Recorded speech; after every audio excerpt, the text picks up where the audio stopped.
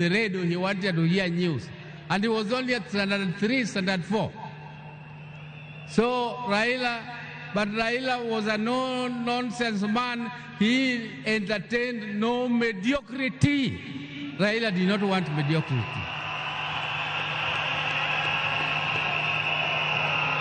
If you came across him with lies or something mediocre, his left hand was very fast.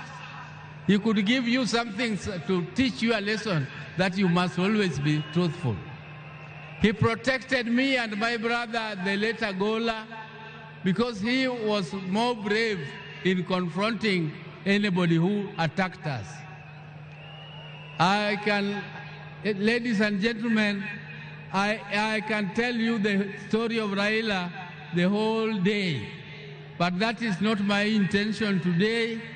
My intention is to tell you that even though my brother was almost the same age as me, but younger than me, I can tell you that I respected him as my leader in the political arena.